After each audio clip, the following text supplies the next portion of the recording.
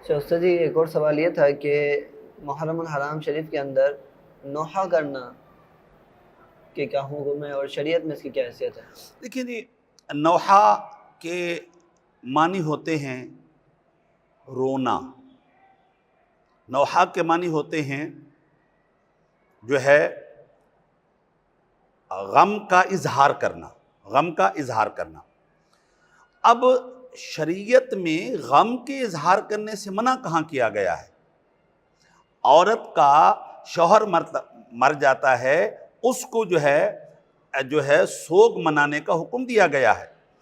تو اگر آپ کے گھر میں، میرے گھر میں کوئی ایسا سانحہ ہوتا ہے، کوئی ایسا حادثہ ہوتا ہے، کوئی ایسا واقعہ ہوتا ہے، تو اس پر اگر میں آنسو بہاتا ہوں، اس پر جو ہے میں میرے چہرے کے اوپر، میرے وجود کے اوپر، میری طبیعت کے اوپر اس غم کا اظہار ہوتا ہے تو کوئی حرج نہیں ہے.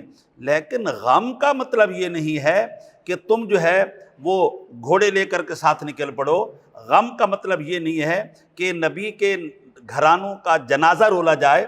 غم کا مطلب یہ نہیں ہے کہ اہل بیت اطہار کے جناب والا وہ ان کے وہ جو ہے وہ شکل و شبہات بنا کر کے لوگوں کے جو ہے سوگ پر مجبور کیا جائے، ماتم پر مجبور کیا جائے. یہ مطلب بالکل حرام ہے. غم کا اظہار کرنا، جیسا کہ پہلے بھی آپ نے ایک سوال کیا تو اس میں بھی ہم نے کہا کہ آپ آنسو بہائیں ذکر حسین سے، کوئی حرج نہیں ہے.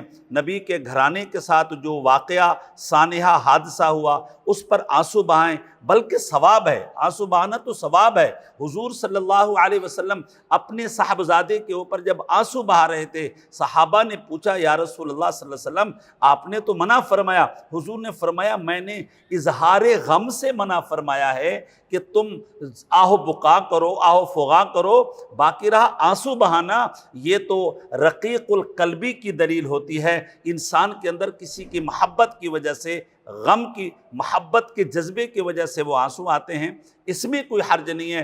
باقی غم کا نام اگر ماتم ہے، غم کا نام زنجیر زنی ہے، غم کا نام سینہ کوبی ہے، غم کا نام ذوالجناح کو لے کر گھومنا ہے، غم کا نام دلدل لے کر کے گھومنا ہے، یہ شریعت میں کوئی اثر نہیں رکھتا.